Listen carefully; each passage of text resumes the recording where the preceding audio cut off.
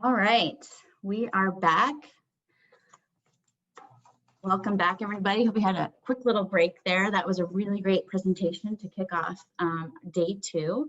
I'm excited to introduce our next speaker, Kara Bazzi.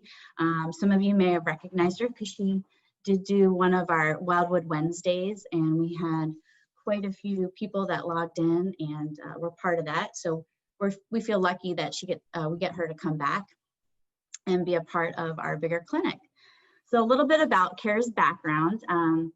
She was a multi-sport athlete growing up, and I know she mentioned she's identified more as a basketball player when she was in her high school years, but was a successful runner as well and was recruited to run at UW, where she ran cross country and track for 4 years.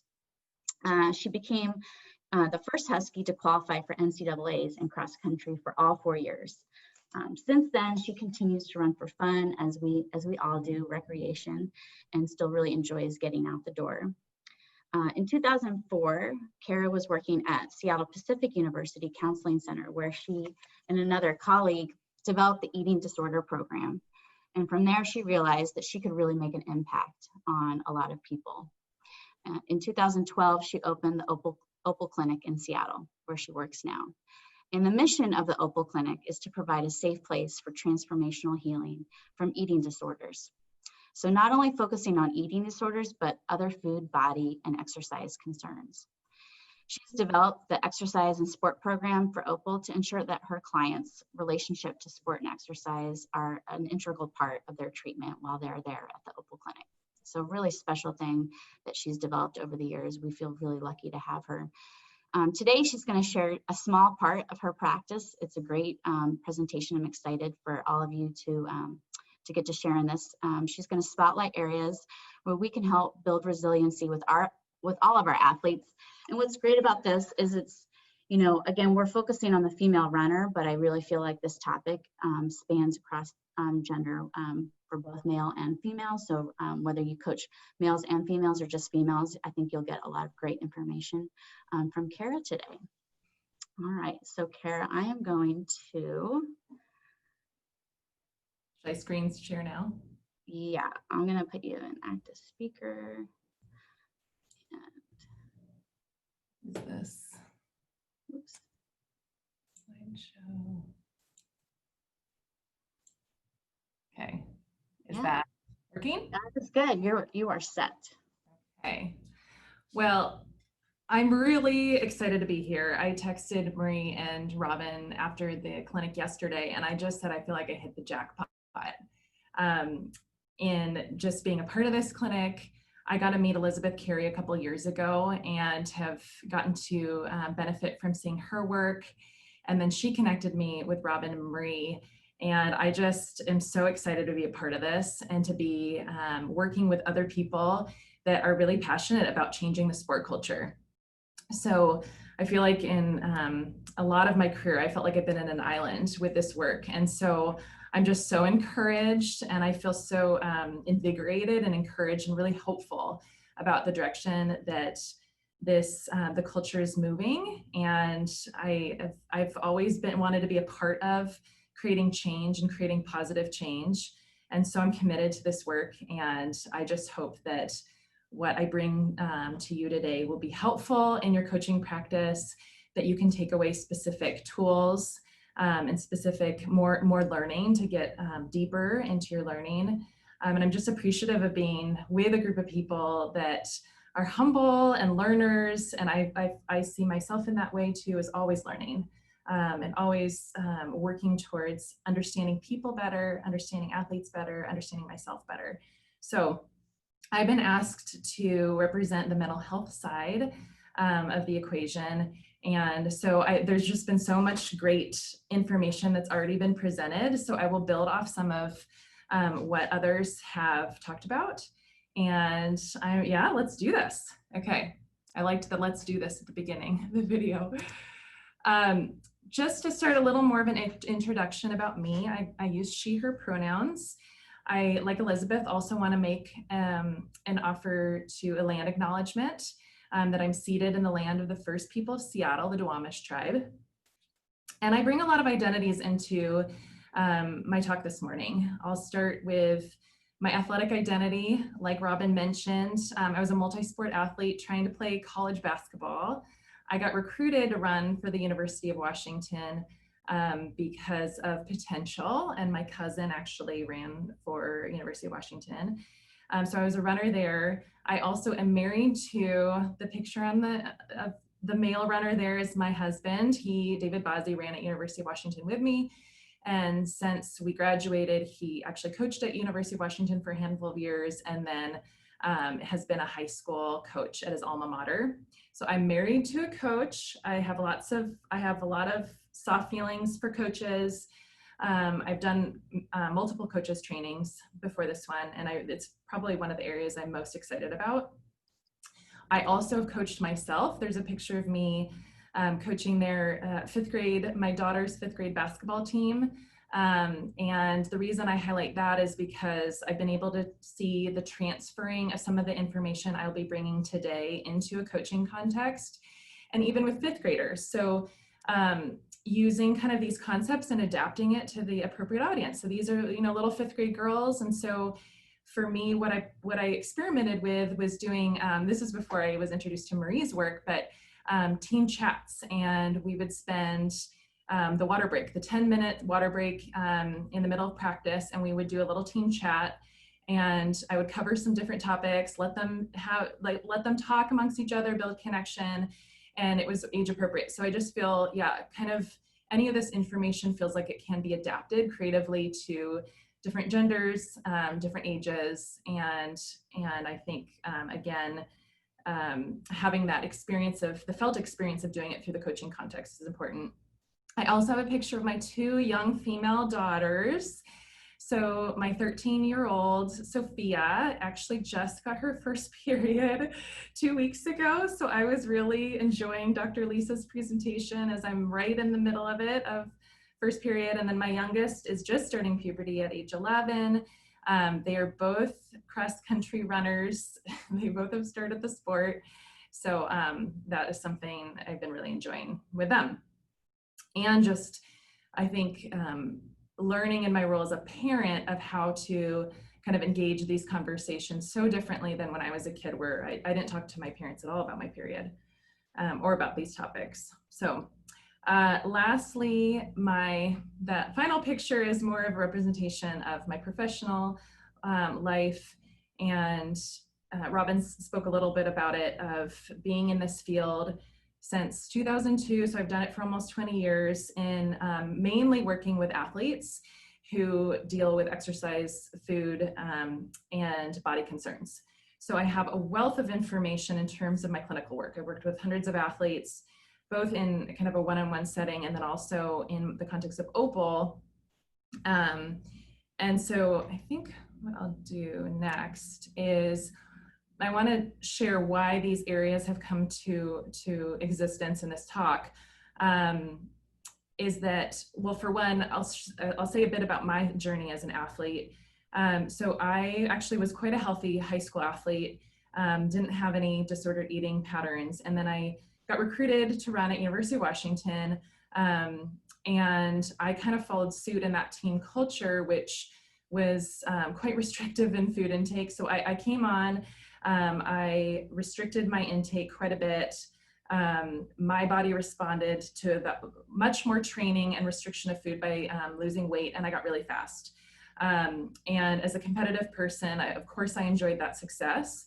And it was quite a lot to disentangle through the course of my college career.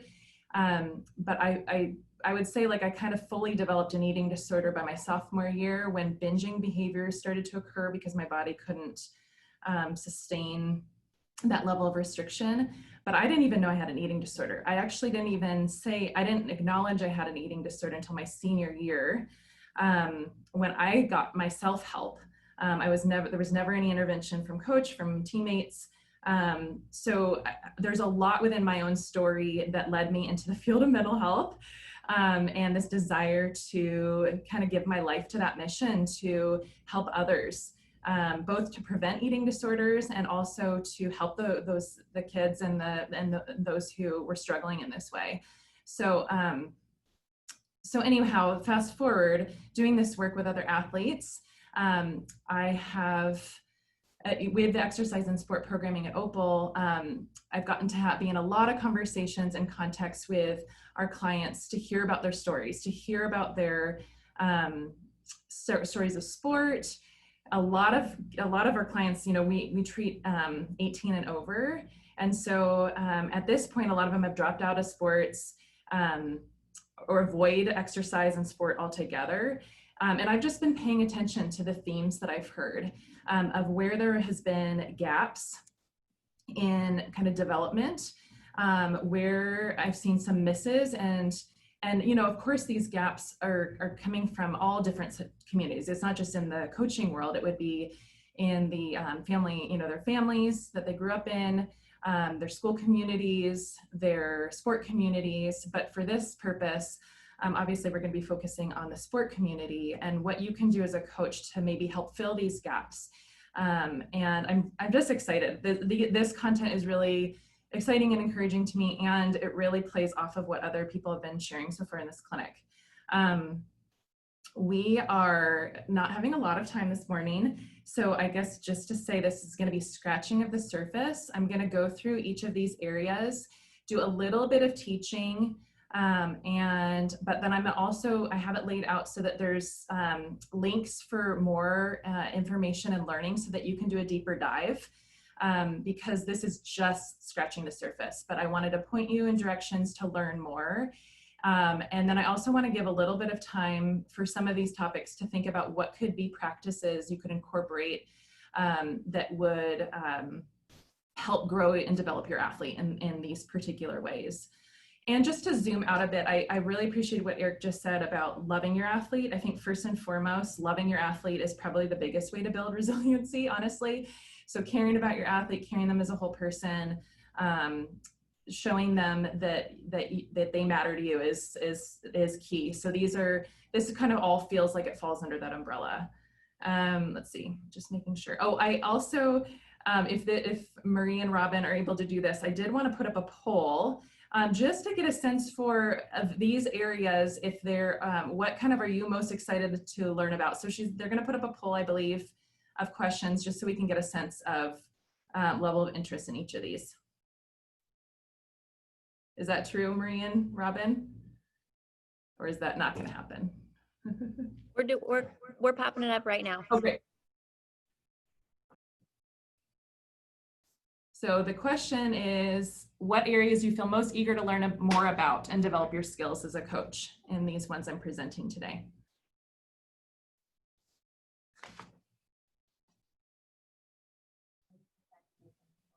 Would you like me to share the results, Kara? Or yeah, I'd love to see them. Give folks a few minutes to.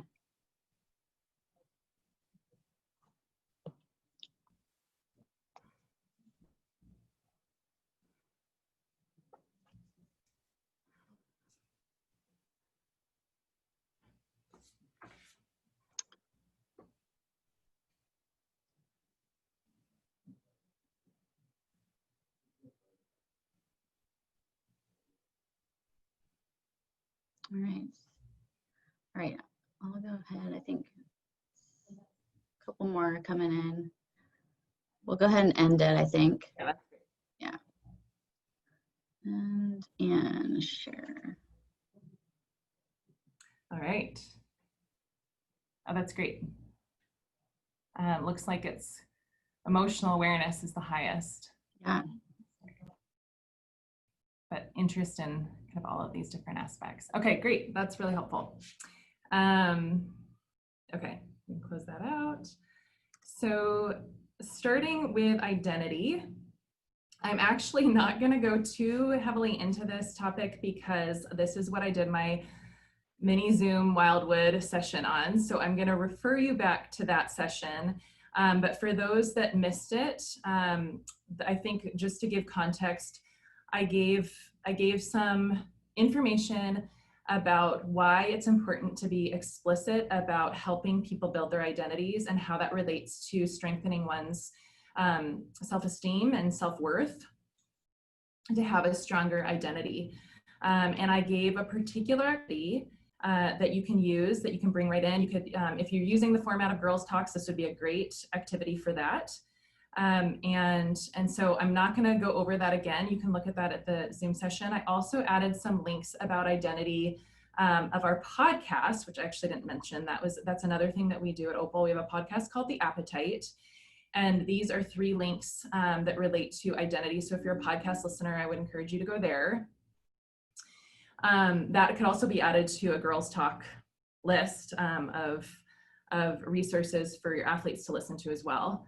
But the piece I do want to name that I felt like was a missing component, and I have been learning through my own learning process, as we've had a racial reckoning around the country, I'm starting to really understand more about my whiteness and my white worldview and my white frame of reference and how that has influenced my teaching and kind of the information I've presented through the years. And I think it really has done a disservice in a lot of ways because of what has been missing by having kind of that white lens.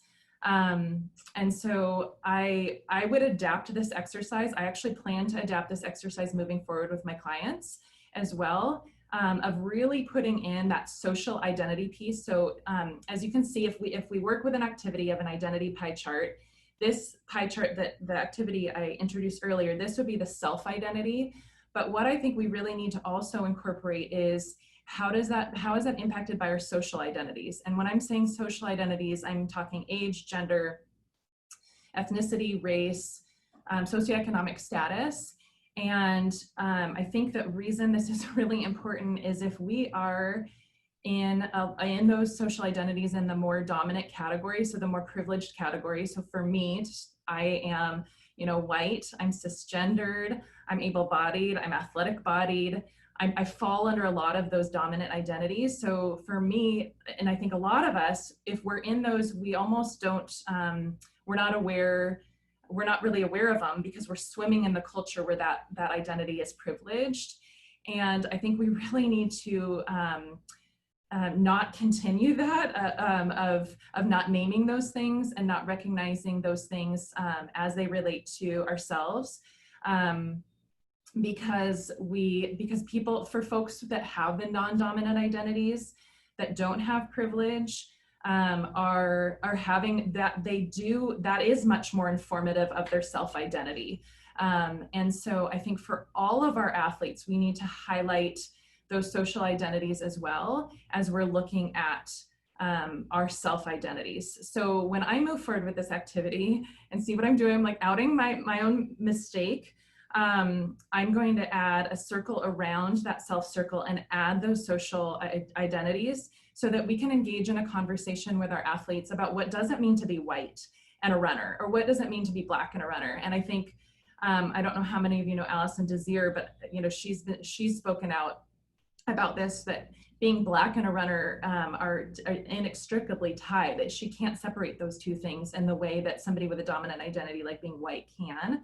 So as coaches, I would just encourage you, 1, to consider doing this activity, and 2, to do your own work. I don't know where everyone is on their spectrum of their work around this, but to recognize what is the kind of representation, how much exposure are you having to people that are not like you in different social identities, and what could you be missing, what experiences could you be missing, and where do you want to learn more? So how do we learn from a Black coach or a person of color athlete or an athlete in a larger body or an athlete who's not able-bodied, and exposing ourselves to those, to other resources, podcasts, books, articles, and us doing that work. Our athletes are also going to see that we are learners and bringing in more diverse perspectives rather than just the perspective that we hold.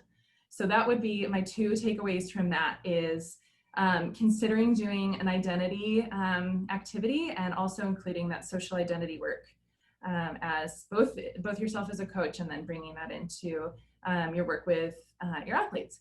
And I just want to say too, our website for our business is getting revamped.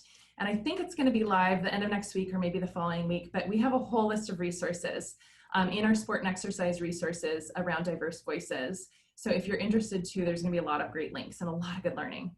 Allison Desir is going to be on our podcast too coming up, which I'm really excited about. Okay, perfectionism. I really appreciate this topic. I think, both Melody and maybe Eric mentioned this about the process versus the outcome. So I want to start by contextualizing perfectionism from a temperament standpoint, so both nature and nurture. So I'm going to start with nature. And I'm curious kind of what your observations are with your own teams and your athletes, but we all fall on a spectrum temperamentally on an over-controlled personality or under-controlled, and it's a spectrum. I have a link right here on our website talking about over-controlled temperament. And so an over-controlled temperament, if anyone's seen the marshmallow experiment, psychology marshmallow experiment, they had, they have kids going in with a marshmallow on the table, and the instructor saying, you can wait, you can have this marshmallow, and if you wait a certain X amount of time, you can then eat the second, you'll get a second marshmallow. If you don't wait and you eat the marshmallow, you won't get the second marshmallow. And so then they show videos of all these kids, and the kids that can sit there and wait and kind of inhibit that impulse in order to get their second marshmallow. And then the kids that just right away get the marshmallow because they want it. So that's kind of describing an over-controlled or an under-controlled temperament. So an over-controlled person has high attention to detail, has high inhibitory control, and high threat sensitivity. So we all fall on that spectrum, and my observation is in the sport of distance running, and this it could be biased, but from the clients we've had, at least, maybe my sample is biased, but I have noticed that more people fall on the over-controlled side of the spectrum. And that's just an important piece to note. Then you have the nature component, and the nature component, and these both interact, and you look at what these athletes' culture they're a part of. So what's their family culture, sport culture, school culture, and if over-controlled is also part of those cultures, then it can just exacerbate that sort of over-controlled temperament. And there's a lot of good things to that temperament, but one of the goals when we're working with folks, and actually we treat it, there's a treatment called radically open dialectical behavior therapy. It's a mouthful, but essentially we're treating folks with over-control, and the goal is that oftentimes people can be emotionally lonely. So we're really targeting emotional loneliness. And so just to kind of have in your mind around that, can be part of the problem with being over-controlled is emotional loneliness. Another part that I'm going to be getting into is perfectionism. There's a lot of perfectionism on that over-controlled side. And so the research shows that there's actually two dimensions of perfectionism. And this first dimension could be quite wonderful, right? Setting and striving for high personal standards. That is not inherently bad. That is, what I would say is, some kids naturally probably have a more competitive, achievement-oriented personality. And so for them, like that is, there's a value there to be achieving and to feel empowered by setting goals and hitting, achieving the goals. But this second part, this tendency towards self-criticism, is where there's a lot of problems, right? Like the negative voice in your head. I like to think of it as the drill sergeant of just somebody bashing, those voice that's bashing the self when goals aren't getting achieved, right? And so at Opal and in our programming, we're really working on shifting and working with our clients around this concept of perfectionism. And I want to show you this chart. So this is this is all semantics, but this is one way of framing it that we use that we find really effective, of looking at the difference between perfectionism and excellence, to give a roadmap, another alternative to a perfectionistic mindset that still involves this desire to do well, right? And a lot of these athletes, they do have a desire to do well. And so you can see on this chart, I actually couldn't fit all of it in, so this isn't all of it, but the self-talk, for example, it looks really different from I must, I should, I have to I want, I wish, I really want this, right? And looking further down this chart, as we've heard today, the perfectionist would focus more on the product. The excellence mindset is looking at the process. So we really dive into this with our clients about what does it look like to create another neural pathway that has a more excellence mindset, that holds more self-compassion than kind of the shame side of perfectionism that works against the person. I also would say, like, I think it's interesting of just how do you motivate an athlete, and I feel like the coaching has shifted away, maybe more away from kind of fear-based coaching or shame-based coaching, and really embracing more that kids with encouragement and having more self-compassion still will want to perform and achieve. And I think a lot of the speakers have already talked about this and how it still can be really effective, even though maybe it's shifting away from an old paradigm. And so I'm trying to think if there's anything more I wanted to say about this. I wanted to have a moment to think about what practice could you be doing as a coach to encourage an excellence mindset over a perfectionist mindset.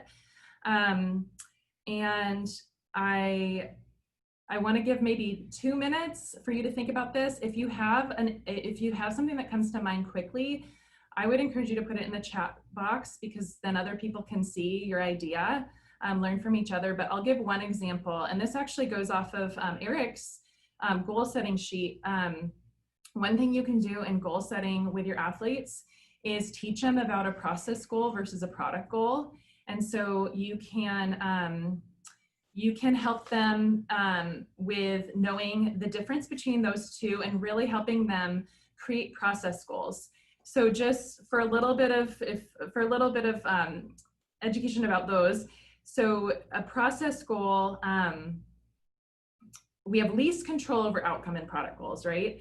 And most control over process goals. So a process goal helps you achieve a larger goal, and it focuses on the journey, right? Not the destination. And so we can help then athletes feel more empowered by having more process-oriented goals. So for example, I thought of one, like a product goal might be that the athlete says that I want to get top 3 at the district meet. And the top, that is definitely an outcome goal. You don't have total control over whether you're going to get top 3. You don't know who's going to be in the race. You don't know some of the conditions. But a process-oriented goal might look like, I know that I really want to work on my pacing in that first mile. I usually go out too fast. I haven't been able to manage my adrenaline. And so that might be one of the process goals, is really hitting a particular time for that first mile, a steady time, to not go out so fast in the race. So again, you'd have a lot more control over a process goal like that you're working towards to maybe achieve a larger goal or an outcome goal about an outcome goal with the racing. So I'm going to give 1 to 2 minutes to think about this. I don't even know if I can.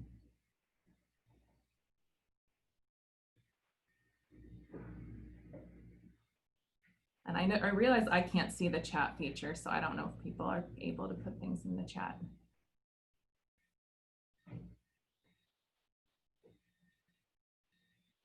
Is that working, Robin, Marie? Oh. Oh, great. Yeah. Oh, I see it. Nice. Can you see the chat? Yes.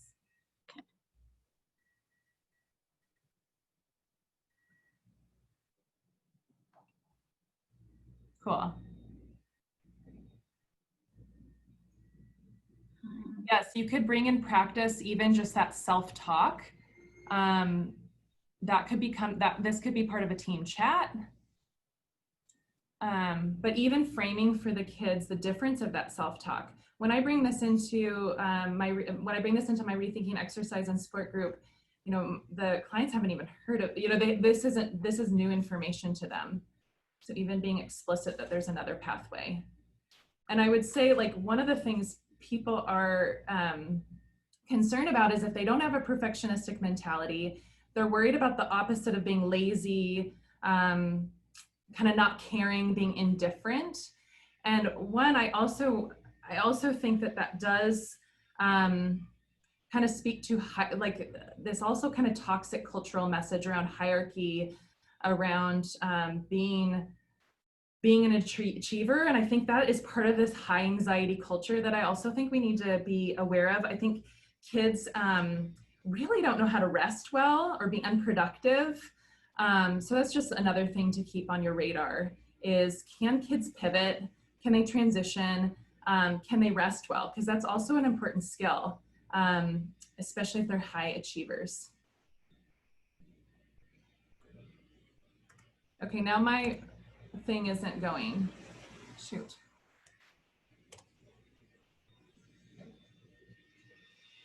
I'm not able to go to the next slide. Shoot, is it because I looked at the chat? I don't know. Oh, there we go. There you go. Great. We're stuck. Okay, emotional awareness. I'm so glad that there was interest around this one. And I love that Eric brought that up too. I'm just so glad to even be naming that. I think that this is something that, again, as a mental health therapist and working with a lot of clients over the years, it is incredible to see how much work and how much work needs to be done around emotions, emotional teaching, emotional expression, emotional awareness. And, from the connection to eating disorders is often people actually find themselves in restrictive food disorders to suppress their emotions because they do not feel comfortable with these primary emotions, and therefore an eating disorder is a really easy way to suppress the feelings. And when they start to go through the recovery process and eat, they are just like, all of a sudden, all these emotions come online and they're terrified.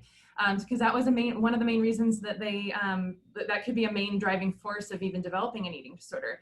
So I guess just to sort of give a some basic information about this is we all of us humans have all these primary emotions. Cross race, cross culture, we all have these primary emotions, and they are fabulous. They are so important because they have an adaptive function. There is a use for these emotions. They communicate, they give us information. They're so important. And yet all of us have some kind of, usually some challenge with one or more or two or, of these emotions. And it usually comes from our early experiences. I know in my family, anger was the emotion that was kind of the most challenging for my family, and where I feel like I had to do the most work as an adult.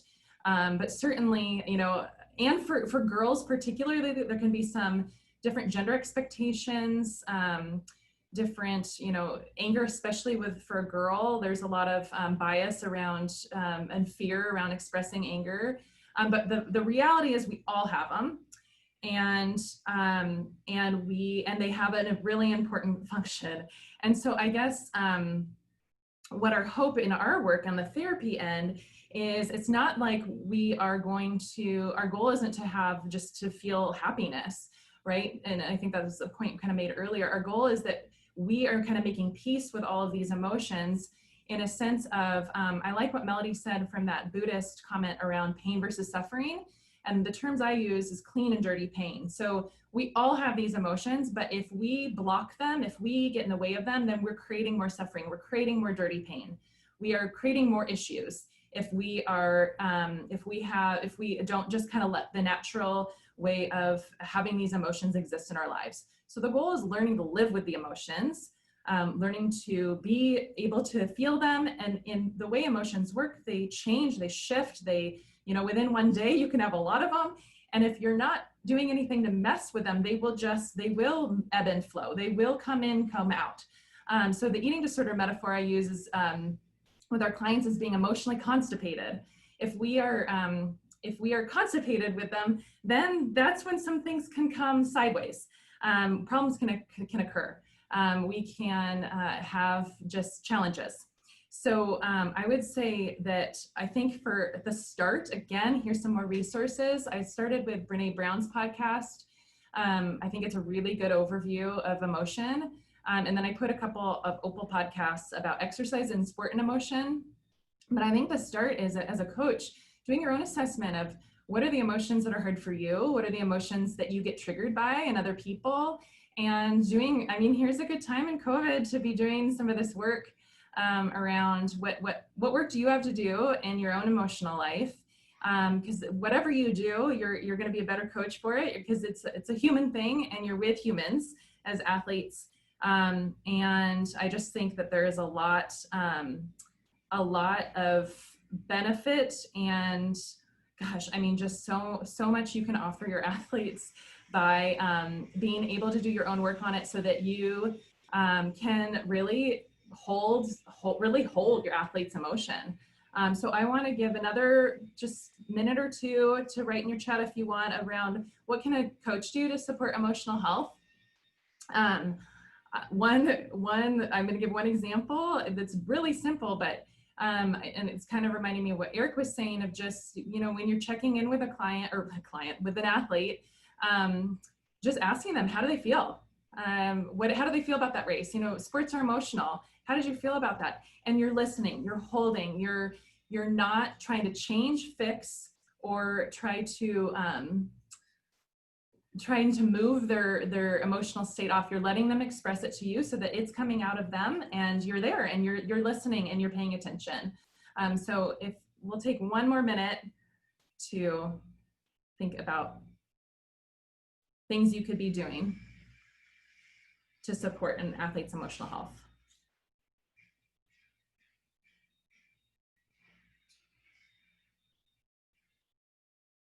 And I'm not going to go into that, because I'm worried it's going to make it difficult for my PowerPoint.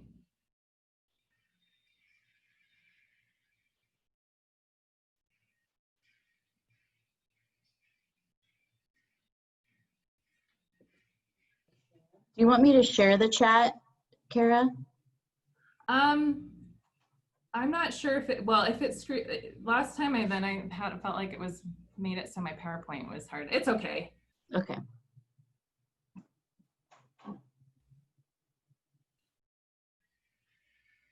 Okay.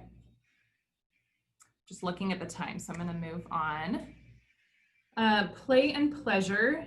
I think, I've heard Marie talk about this so far, Melody, the importance of play. And I don't have much to add to this conversation, so I'll be kind of quick on this, but I would just lay out what I see in my work is that, like the time of toddlerhood, kids really know how to play. They know how to have, to explore their bodies, have permission, have a playful spirit. And the stories over stories that I've heard with clients is, when you start getting into that school age years, and sports come into people's experiences, and competition, and that's when you start to see sort of more of that dominant motivation to have to be good, to be competent at the sport, and also to maybe feel obligated to exercise for health or do the sport for health. And some of the play and pleasure aspect of their experiences can start to diminish. And that's where we find a lot of people quitting sports.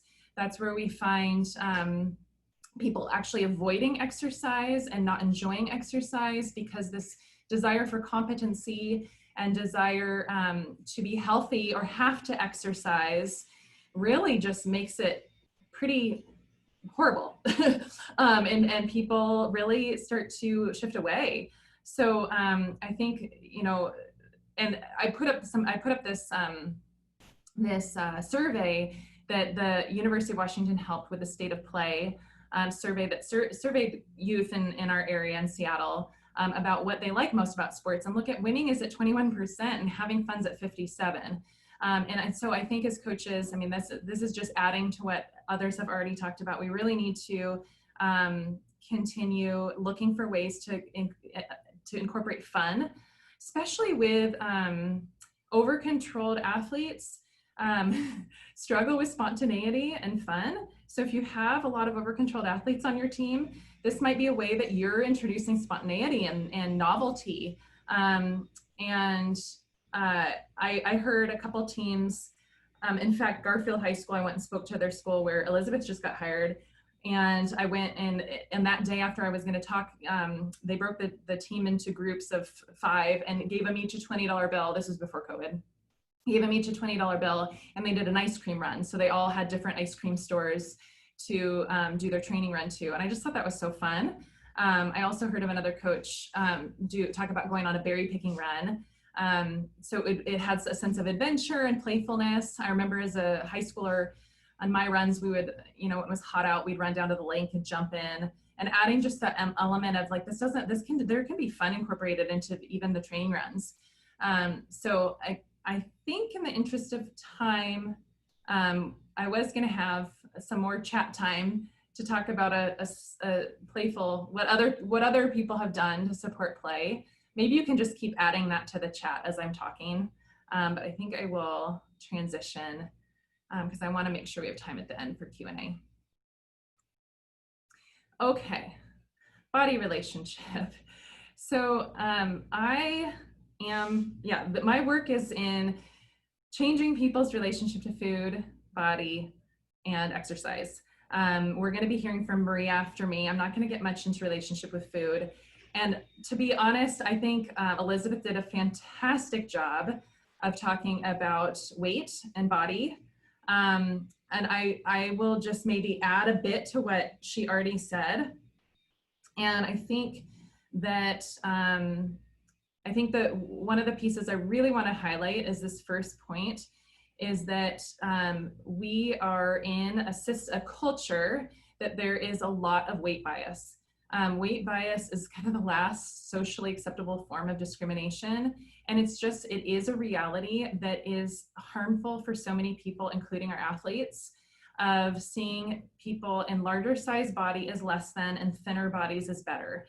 And it's just the reality of where we are. It's socially constructed. It hasn't been that way in all of our history. If we did a history look back, there was times in our history that a larger body was more was seen with more pleasure than a thinner body. But now in our culture, there is a lot of discrimination against people in larger size bodies, and we are all swimming in it. That is the water we're in. All of us are impacted by it. So I would say in that point, it is in your team. That having to navigate bodies is a part of your work as a coach. Like, there's no way around that. And if you're working with adolescent girls, not only that, but you're in a time that an adolescent girl is gaining weight. And we don't know where families they're part of necessarily. You might know their families well, but we don't know what kind of weight discrimination there is that they're a part of in their other communities. And I think, there is not a lot of friendliness about gaining weight, even for puberty, because of all the weight bias. And it is, I think I was so grateful for Elizabeth's boldness.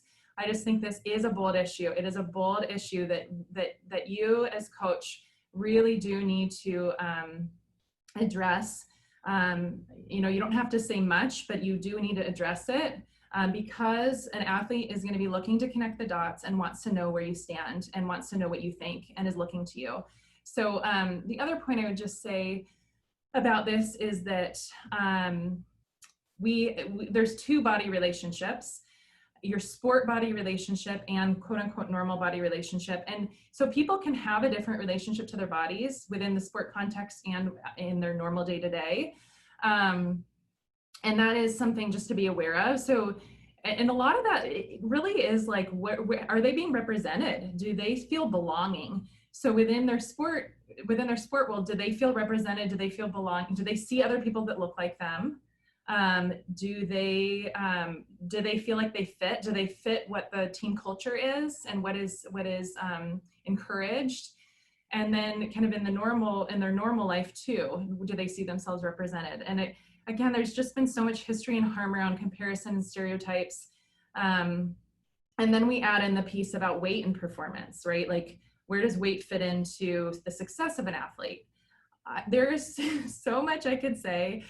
I've included 2 podcasts here from the Appetite where I got into this more specifically. The first one I really do want to highlight because Elizabeth, she put up that infographic yesterday, that pyramid where we were talking about, should we ever talk about weight?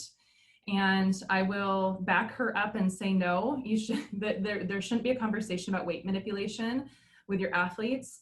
But I go into detail about that on this first podcast link. and in kind of where, if there's ever a time that a conversation like that can happen, which is kind of the top of that triangle. But for most coaches, that should not be a conversation that's happening. And then this second link was actually, I think this is the one that I talk a little bit about. My story was I only fast because I was anorexic. And so they're both addressing that the weight and performance issue. Let's see, what else do I want to say about that? I think one thing you can do a little bit more research on is health at every size. I didn't put that term up here, but it's an approach that we at Opal take, where it's really decoupling health with weight. And in this case, how can we decouple performance with weight? And what does that actually look like for an athlete? So I wanted to put these resources up there for you to do more learning. And let's see.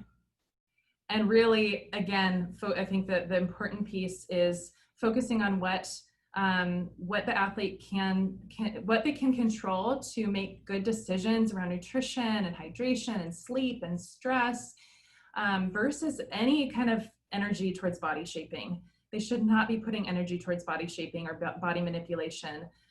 It's just like slippery slope. And if there's any performance improvements, they're short term.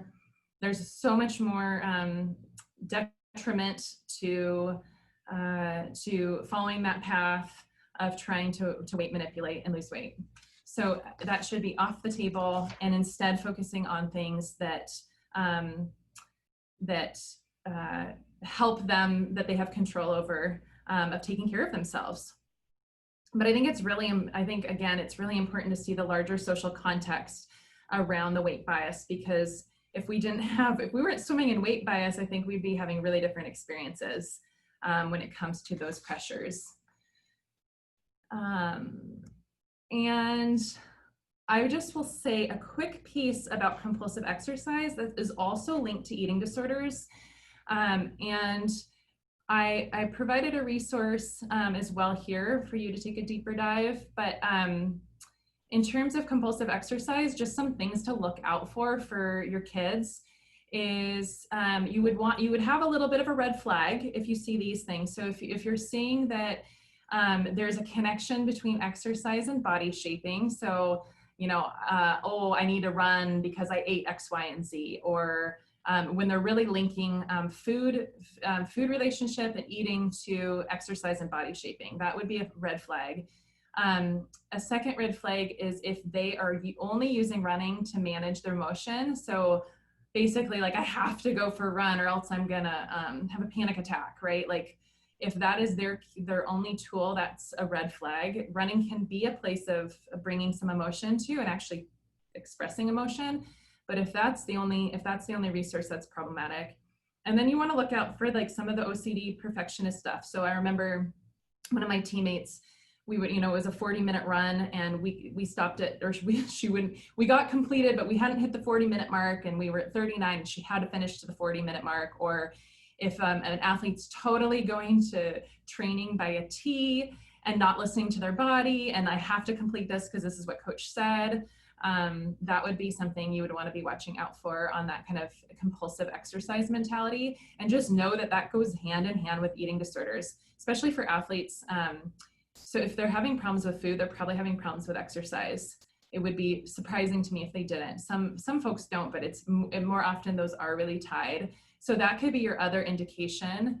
I put other signs. I'm not going to go, I'm not going to read through these. This will be on the website. You can look at this.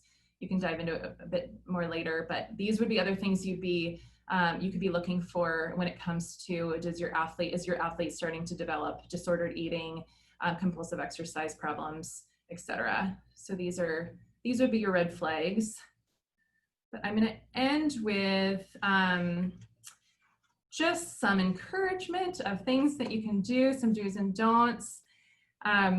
And I love all the stuff that's come before us. I think being explicit, talking about things, understanding that role of how systems of oppression have perpetuated body ideals, learning from different experiences. I wrote down, I loved Eric's, what are your mantras? What would be body mantras? Like all bodies are celebrated. I was thinking, I don't know if you have images up in your offices or in spaces, but are you representing images of athletes that look different, like Myrna Valario, who's in a larger body in black, or Jordan Marie Bring 3 White Horses Daniel, who is doing incredible work with indigenous folks and is an advocate as a runner, like introducing your athletes to these different people, different lived experiences. But then what culture are you creating around it of all bodies are celebrated here? I put on here no tolerance policy for body comments or comparisons or food judgments. And I think, you know, a lot of this was spoken about. I loved Elizabeth's myth and truth slide around weight. I would say, you know, I would just add to that really, like, again, some of the work starts with ourselves, right? Like, what is your own bias? What is your own experience with body and food? And what are you modeling? Because of course you can say anything too. And if your modeling is discrepant to what you're saying, your athletes are going to notice that. That's going to be more powerful. So what work do you need to do around this? We all do, you know, there's no shame in that. It's okay if there is. And for you as a coach to really, setting those team culture conversations, it's important to be eating. First and foremost, it's important to be eating. It's important to also know where your expertise ends and where you're going to be referring to a dietitian for more support. And, you know, a trusted dietitian. I would also just say a lot of dietitians and people in the medical field still are very steeped in weight bias. So you'd want to have a dietitian that understands eating disorders and that you can really trust. And, you know, all these things that you're doing, these kind of things to build the culture, sharing that with your parents too, like letting them know what you're about, whether that's through a newsletter. There's been a lot of obviously suggestions being given already in this clinic, but that you're also communicating all of this to your parents as well, of what you're doing, what you're about. And that's awesome for the parents, so that they know what they can also kind of see maybe where they're either supporting this or not within their parenting. So I think I'm sorry I didn't leave a lot of time. I included a lot of resources. I could talk for an hour about each of these things, so I know I'm throwing a lot out, but I put some things that places that I really feel like is doing good work around these topics. So I dive deeper, keep learning. We're all learning together, and we are changing things, and I'm really encouraged. So that's, should I get out of the screen share? Right. Oh, that's my information too. Oops. Okay, I'm just gonna. Took too much time. No, that was great. That was great. Just gonna change a couple things really quickly, and then we'll get started on some of the Q&A that we have. Oops. Oh, sorry. Hold on, Kara.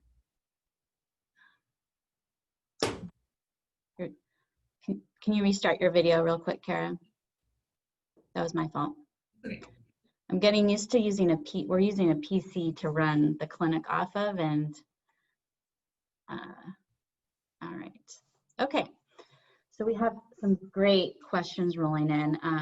I just want to take a minute before we get there, just to thank you for all of that information. Like you said, I think we could probably spend the next 2 hours plus talking about some of these topics, but I really like summing up with some of those key takeaways for the coaches, and then the resources that we can use afterwards to go back and really dive deep if there's something specific that the coaches want more information on. So thank you for providing that. It's awesome. So the first question we have is, can you address what happens when athletes restrict and get fast? You mentioned this on a podcast about Mary Kane. For instance, why is this not a helpful method of performance and/or health? Yeah, so we don't know all the mechanisms for why somebody starts to perform well when they lose weight and they are restricting and losing weight. In the short term, there's some guesses about why that's occurring, like stress hormones, and why performance can improve. But what we do know is we know a lot more about what happens when we're not adequately eating, and that goes back to that the RED syndrome, and all of the both physiological and psychological negative impact that your body goes through with restriction. So for me, for example, I raced well for a whole year until I got some of those symptoms of REDS. And so that's what's really dangerous, is psychologically an athlete can really make that pairing of I lost this weight, I ran fast, and that can just hold, again, a deep groove inside an athlete's experience. And it's hard to contradict that and move away from that grooving. And so I think that's why preventative information is so good. Like, I think of, as an athlete, if I would have heard that long term my performance would decline or I might get a stress fracture, I don't know if I would have messed with that. No, that's great. Yeah, so a couple of people have this question. How do you recommend starting the conversation with an athlete and their parent about eating concerns? About eating concerns. Yeah, and a lot of coaches, you might have seen some red flags, but how do you start to broach that topic with the parent and the athlete? Yeah, I think with the athlete, we do have resources, again, on our website about how to have a conversation with somebody. For the athlete conversation, for one, what kind of resources do you have in your program? Do you have a bigger coaching staff? Does it make sense for one of your coaches? Which coach has maybe a more trusting relationship with that athlete, or a more full relationship with that athlete? And so I think, kind of determining who would have that conversation with them.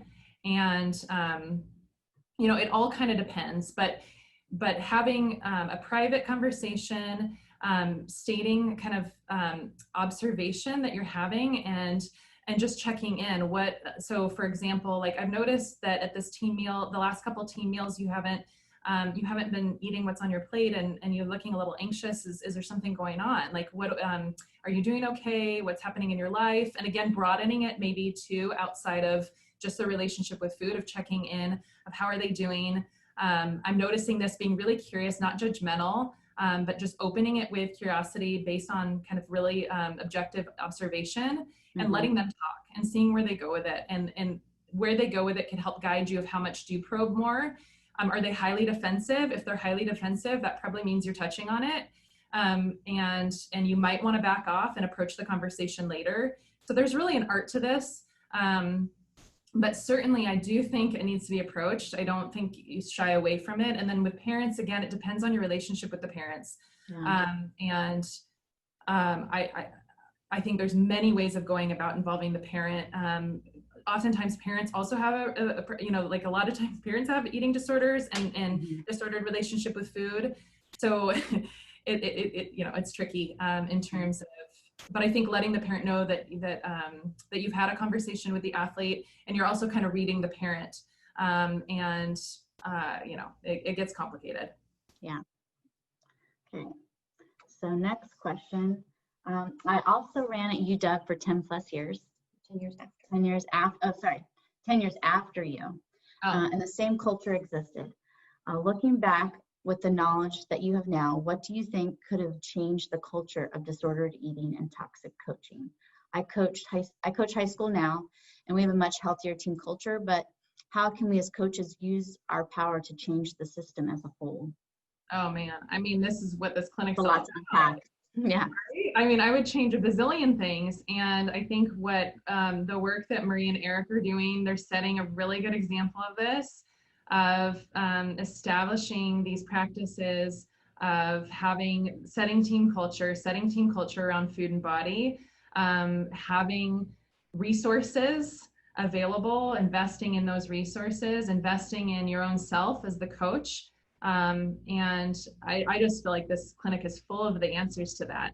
And so I feel really hopeful too, because I think, again, more people are recognizing the need for change. And I like what Eric said, to put your ego aside, like putting ego aside and learning, and establishing these different practices to be explicit about, really be explicit about where you stand as a team around food and body. We're gonna have one more question, although we have several more, but we'll do one more question before we wrap things up. So last one is, I struggle with helping adolescents buy in to nourishing their bodies, especially if they feel like parents are pressuring them and they're striving for autonomy. How do you approach this challenging dynamic? You know, I appreciated what Marie said about in her coach's talk around giving outside information, a podcast or articles, because it's a little less threatening of what if we just take it as like alert, like listen to this idea, you know, like learn about this idea, or learn about how someone else approaches this, and what do you think, and letting them push back on it, of just planting some seeds of alternatives, of different ways of thinking, and then engaging in a conversation. Well, what did you think, or what are you like skeptical about? Like letting them kind of be really honest. But I think if you take it kind of outside of their own relationship to food, there might be more access there. Great. Well, again, a lot of great information. Thank you so much, Kara, for your time and your attention to this topic. And maybe we'll have you back in some form or fashion, because I feel like there's a lot of topics that we could delve deeper into. But we appreciate you and what you have given to the Wildwood running community. So thank you. Thanks for having me. Okay. All right, so we are going to take a 10-minute break. So we're going to check back in at 11:15. We're going to throw a slide up. So we'll give you a quick break before our next presentation. And I wanted to give you a quick update because we've gotten a few questions over social media and email about the presentations for today. So a couple things. A couple of the presenters have updated the content from yesterday, and I've also uploaded presentations from today. So all of that content is on our Wildwood website. It's a locked page. Originally, I'd sent out an email that gave you, you log in and you create a password to gain access to that. I'm going to resend that same email at lunchtime. So if you're having trouble or you didn't get that original email, we'll go ahead and send that to you at lunchtime. So you can look for that then. And I think that's it. So we'll be back in about 10 minutes with Maria, who will be talking to us about a relationship with food. Excited for that next presentation.